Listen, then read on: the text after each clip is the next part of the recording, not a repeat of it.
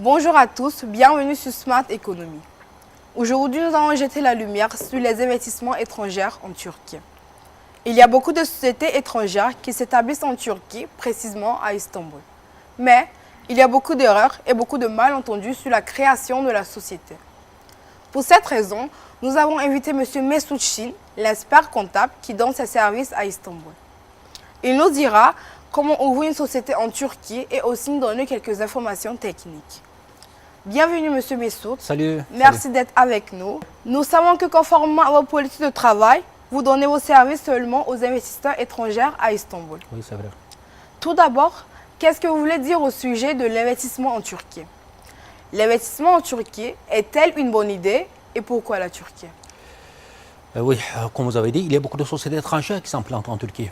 Les entrées de capital en Turquie augmentent au jour le jour, particulièrement au cours des dernières années. Et les raisons? Et comme vous savez probablement, avec son économie dynamique, avec sa population de 85 millions d'habitants, dont la majorité est jeune, avec son emplacement entre l'Europe, l'Asie et l'Afrique, avec son infrastructure développée, particulièrement la main-d'œuvre bien formée, qualifiée, la Turquie offre des opportunités d'affaires considérables pour des investisseurs étrangers. En fait, ils ont des choses. Les avantages que la Turquie offre en général. De notre côté, afin d'attirer d'investissements étrangers, il y a des applications. Il y a beaucoup de changements dans les lieux en vigueur, et particulièrement au cours du commerce turc. Je pense qu'on va parler de ça, n'est-ce pas? Les changements dans le lieu qui facilitent la création de la société étrangère. Oui, exactement. C'est pour cela que vous invitez sur ce plateau. J'ai entendu qu'il y a beaucoup d'amendements dans la loi, n'est-ce pas? Oui, oui, il y en a beaucoup. Il y en a beaucoup. Mais maintenant, je vais parler seulement d'un amendement qui a changé tout. Okay. Selon l'amendement, toutes les sociétés étrangères qui sont établies en Turquie sont considérées comme une société turque. Et sans regarder la nationalité, l'origine du fondateur de la société. Donc, avec cette régulation, tous les partenaires étrangers ont les mêmes droits et les mêmes responsabilités que les partenaires turcs. Et bien également, la société créée par les étrangers peut bénéficier des mêmes privilèges et les mêmes encouragements qu'une société turque. Aucune différence. Mais qu'est-ce que ça veut dire? On va l'expliquer en détail, n'est-ce pas?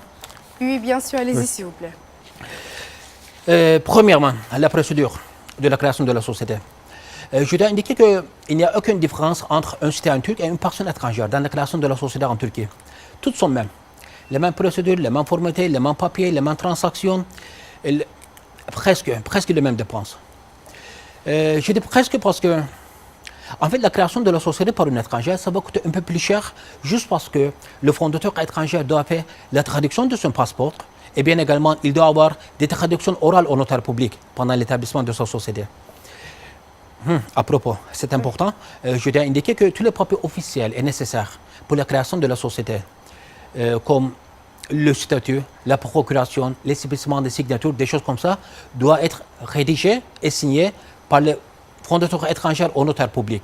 Et en tant qu'étranger, chaque fois que vous faites une transaction au notaire public, si vous ne parlez pas le turc, vous devez avoir recours par un traducteur assermenté.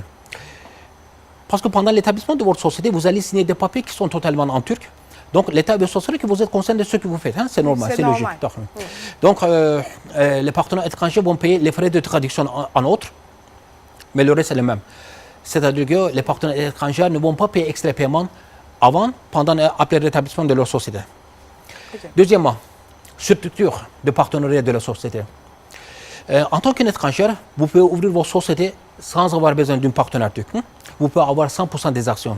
Et bien également, vous pouvez devenir le manager, le directeur de votre propre société sans avoir besoin d'un manager local.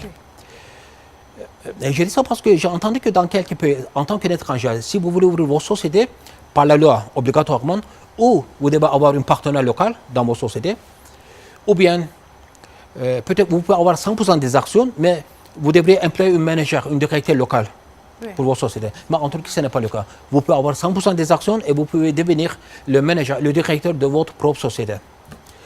Même cette personne, le fondateur, peut être personne physique ou personne morale. Par exemple, une société française, une société tunisienne peut venir à Istanbul et la société lui-même, il peut devenir le fondateur d'une autre société. Donc, dans la loi, il n'y a pas d'obligation que le fondateur soit une personne physique, ça peut être personne morale aussi. Troisièmement, recrutement des employés. C'est quelque chose que toujours me demandé par mes clients potentiels. C'est l'une des premières questions qu'ils me posent. S'ils sont obligés d'employer un salarié quand ils ouvrent leur société. Mais la réponse est non. Ils ne sont pas obligés. Comme on a dit auparavant, il n'y a aucune différence entre un citoyen turc et une personne étrangère dans la création de la société. Donc, en tant qu'un citoyen turc, quand j'ouvre ma société, je ne suis pas obligé d'employer un salarié, mis à part le type de la société. Hein. Ça peut être société anonyme, société à responsabilité limitée, société en nom collectif, société commandite, aucune différence. Donc, en tant qu'étranger, vous n'êtes pas obligé d'employer une salariée. Je pense que c'est une bonne nouvelle pour eux. C'est une bonne nouvelle, oui. Ouais. Quatrièmement, adresse officielle, techniquement des sièges social. C'est une règle en général hein, dans tout le monde. Si vous avez une société, vous devrez avoir une adresse officielle. Mais l'avantage est qu'en Turquie, vous avez beaucoup de choix. Par exemple, bureau à domicile, c'est possible. Bureau à domicile, qu'est-ce que ça veut dire?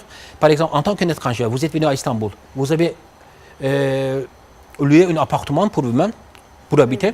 Vous pouvez utiliser la même adresse comme adresse officielle de votre société. Ah bon? Oui, oui. Bureau à domicile, c'est possible. Eh bien, vous pouvez installer votre société dans un office où il y a beaucoup de sociétés. Dans un office de 3 à 4 sociétés, c'est possible. Hein? J'ai dit ça parce que j'ai entendu que, je pense que c'est en Arabie Saoudite. En tant qu'étranger, si vous voulez ouvrir votre société en Arabie Saoudite, l'office que vous allez tenir pour votre société ne doit pas être plus petit que 25 mètres carrés. Il y a une condition comme ça. Mais en Turquie, il n'y a pas de limitation pour la surface de l'office. Dans une office de 3 à 4 sociétés, c'est possible. Hein? C'est très bien. Même il y a plusieurs compagnies qui donnent le service d'office virtuel. Office virtuel, ça veut dire office prêt. Dans un tel office, vous pouvez commencer à travailler immédiatement. Donc, en bref, en tant qu'étranger, vous pouvez venir en Turquie facilement. Vous pouvez obtenir permis de résidence facilement. Vous pouvez ouvrir votre société sans avoir besoin d'un partenaire, d'un directeur ou d'un salarié local. Vous pouvez choisir l'adresse qui vous convient et vous pouvez commencer à travailler immédiatement, indépendamment de votre nationalité. Si vous prenez tous ces points en considération, vous allez voir pourquoi il y a beaucoup de sociétés qui s'implantent en Turquie, particulièrement à Istanbul. Merci pour les informations. Oui. Mais à quoi doit-on faire attention avant l'ouverture de la société et comment doit-on décider d'ouvrir une société? Mais écoutez, vous avez posé deux questions qui sont différentes. Parce qu'il y a quelque chose que vous devriez faire attention avant de prendre la décision pour la création de la société.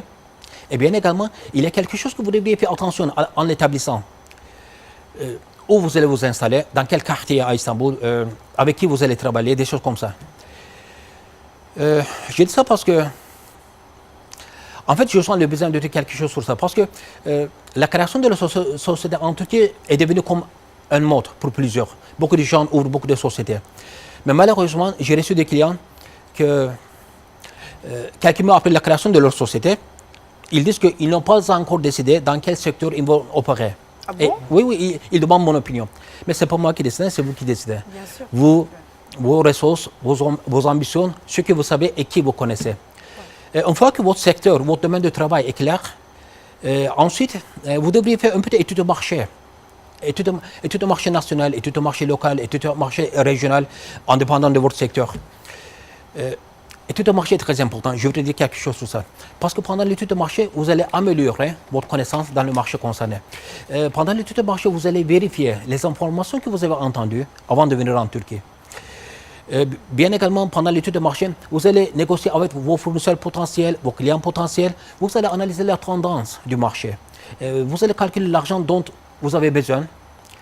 Et bien sûr que vous allez décider à la lumière des résultats que vous allez obtenir pendant l'étude de marché que vous allez faire. Ouais. Pour cela, je dis toujours la même chose à mes clients potentiels. La création de la société doit être le dernier pas, la dernière étape avant de commencer à faire des affaires. Après tout ça, les évaluations, des choses comme ça, si vous sentez que la création de la société est rentable, et vous allez continuer. Pendant l'étude de marché, vous allez sentir quelque chose et vous devrez croire à vos sentiments.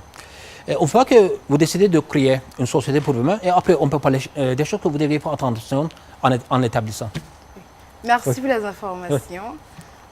Supposons que notre secteur est clair et on a fait l'étude de marché. On a décidé de créer notre société. Et après? Mais après, vous devriez trouver un expert comptable certifié pour votre société. Parce que par les lois, toutes les sociétés doivent donner des déclarations.